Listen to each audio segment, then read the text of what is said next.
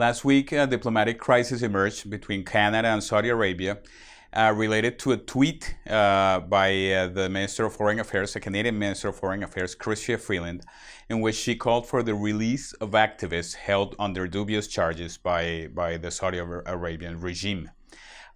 This, although was not particularly harsh, it prompted what is objectively an extreme and very disproportionate reaction from the Saudi authorities, which expelled the Canadian ambassador from Riyadh and is threatening a number of other economic sanctions for Canada's purported interference in the domestic affairs of the kingdom.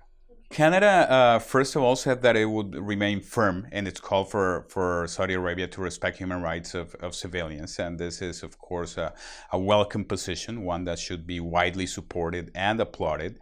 But beyond taking a firm stand or saying that it will take a firm stand, it is not entirely clear what that stand will actually entail. At this point, sticking with Canadian arms deals to Saudi Arabia would be utterly indefensible.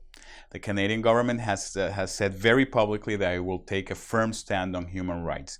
And it is very hard to see how a country can claim to take a firm stand on human rights while simultaneously continuing to authorize weapons exports to one of the worst human rights violators on the planet.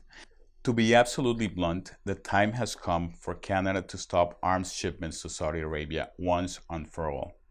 The Saudi regime has proven time and again that it is one of the very worst human rights violators on the planet. Now, with the brash and hostile foreign policy, including towards Canada, it has shown its true colors even further. So it is indefensible for Canada to continue selling weapons to Saudi Arabia, especially if it claims to have a firm stand on human rights.